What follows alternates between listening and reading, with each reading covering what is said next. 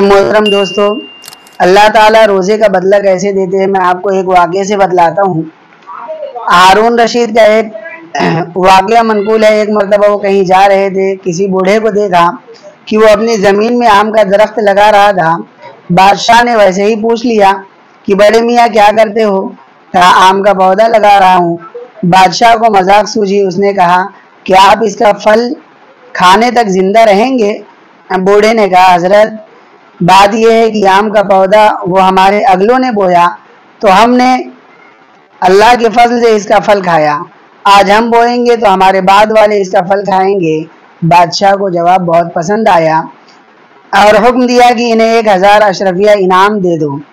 بڑے میاں انعام لینے کے بعد موقع غنیمت جانتے ہوئے عرض کیا حضرت دیکھیے، اگلوں نے آم کا پودا لگایا تو اس کا پھل ہم نے کھایا، لیکن میرا حال یہ ہے کہ ابھی تو میں نے پودا ہی لگایا اور مجھے اس کا پھل انعام کی صورت میں مل گیا۔ اس بات سے بادشاہ اور متاثر ہوا اور مزید کہا کہ 1000 اشرفیہ اور دے دو۔ اب کی بار بوڑھے نے کہا میرے آقا، لوگوں کے درخت سال میں ایک ہی مرتبہ پھل دیتے ہیں اور جبکہ میں اپنے لگائے ہوئے اس پودے کا پھل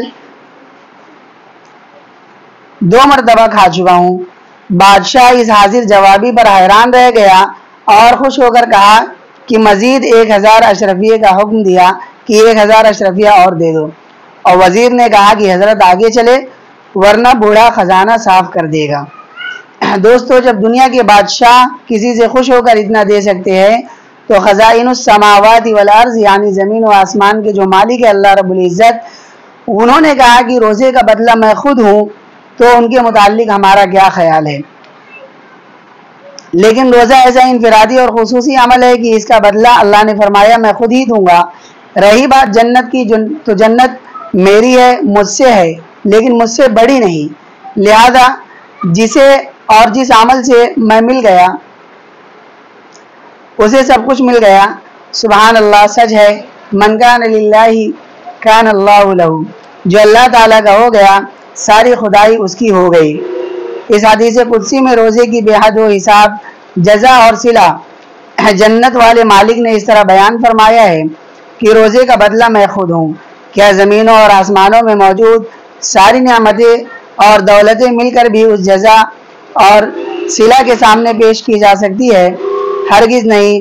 پھر کیسی سنگینی نادانی ہوگی کہ روزہ نہ رکھ کر اتنے سستے سودے کو بھی غفلت کی نظر کر دیا جائے۔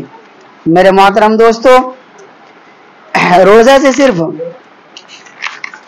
جنت ہی نہیں ملتی بلکہ جہاں روحانی فائدہ ہوتا ہے وہیں جسمانی فائدہ بھی ہوتا ہے۔ ایک مرتبہ ایک ڈاکٹر کو انعام دیا گیا، کیونکہ اللہ کے جتنے احکام ہیں ان کو ماننے سے صرف جسم کا فائدہ نہیں ہوتا بلکہ روح کا فائدہ بھی ہوتا ہے، جسم کا فائدہ بھی ہوتا ہے۔ دیکھیے، نماز ایک عمل ہے روح کی ترقی کے لیے، لیکن اگر نماز سنت کے مطابق ادا کی جائے تو اس سے جسم کی بیماریاں بھی دور ہوتی ہیں۔ یہ جو عبادتیں ہیں جسم کے فائدے کے لیے نہیں ہیں، اصل تو روح کے فائدے کے لیے ہے۔ یہی اللہ کا حکم ماننے کے لیے ہے کہ اللہ کا قرب حاصل کرنے کے لیے عبادتیں ہیں۔ لیکن روح کو بھی اللہ نے بنایا، جسم کو بھی اللہ نے بنایا۔ اگر اللہ کا کہنا مانا جائے تو آخرت بھی بنتی ہے، دنیا بھی بنتی ہے، روح کی بھی ترقی ہوتی ہے اور جسم کی بھی ترقی ہوتی ہے۔ ایک ڈاکٹر صاحب ہے، ان کو نوبل پرائز ملا علاج کے سلسلے میں۔ کیوں ان کو پرائز دیا گیا؟ انہوں نے کینسر سے بچاؤ کا نسخہ دریافت کیا۔ اس زمانے میں کینسر عام ہوتا جا رہا ہے۔ ان سے سوال کیا صحافیوں نے، آپ نے ایسی کون سی دوا تلاش کر لی جس کی وجہ سے آپ کو اتنا بڑا پرائز ملا؟ انہوں نے کہا میں نے دوا نہیں تلاش کی ہے، میں نے ایک طریقہ تلاش کر لیا ہے، اس طریقے کو اپنایا جائے تو کینسر سے بچا جا سکتا ہے۔ تو پوچھا گیا کہ آپ نے ایسا کون سا طریقہ تلاش کیا ہے؟ انہوں نے کہا اصل میں انسان کے جسم کے اندر جو غذا کے فاضل اجزاء جمع ہوتے رہتے ہیں اور خود جسم کے اپنے جو فاضل اجزاء جمع ہوتے ہیں جو سڑتے گلتے رہتے ہیں، انہی کی وجہ سے کینسر ہوتا ہے۔ اگر کچھ عرصے تک معدے کو بھوکا رکھا جائے تو کچھ دنوں تک صبح اور شام تک بھوکا رکھا جائے تو جسم کا اپنا ایک سسٹم ہے، اگر باہر سے کوئی چیز یعنی کوئی غذا نہیں ملتی ہے تو وہ اپنے آپ کو کھانا شروع کر دیتے ہیں۔ اس طرح وہ جتنے اجزاء سڑنے گلنے والے ہیں جسم خود ان کو کھا کر ختم کر دیتا ہے اور کینسر کا خطرہ ختم ہو جاتا ہے۔ لوگوں نے پوچھا ڈاکٹر صاحب کتنے دنوں تک اس طرح بھوکا رہنا چاہیے؟ تو ڈاکٹر نے کہا سال میں ایک مرتبہ کم از کم 20 سے 30 دن تو انسانوں کو اس طرح بھوکا رہنا چاہیے۔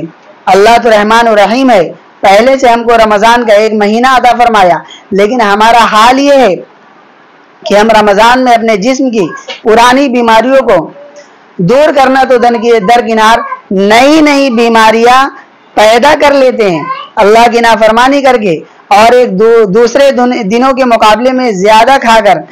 رمضان اللہ نے دیا ہے دوسرے دنوں کے مقابلے میں کم کھانے کے لیے، تاکہ سحر کی جائے مختصر مقدار میں، افطار کیا جائے مختصر مقدار میں، اور زیادہ سے زیادہ وقت بھوک کی حالت میں گزارا جائے اللہ کی خاطر۔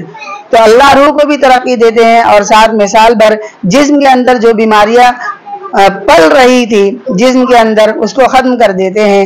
اور سال بھر ہم لوگوں نے جو بریانی کھا کر وزن بڑھایا ہے، پلاؤ کھا کر وزن بڑھا لیا ہے، رمضان میں اس کو مینٹین کیا جا سکتا ہے، لیکن ماشاءاللہ ہمارا حال یہ ہے کہ شعبان کی آخری تاریخ کو اپنا وزن کر لیا جائے اور رمضان کے آخری میں پھر وزن کیا جائے تو کچھ اضافہ ہی ہوگا، کچھ کمی نہیں ہوگی۔ اللہ ہمیں رمضان کی قدر کی توفیق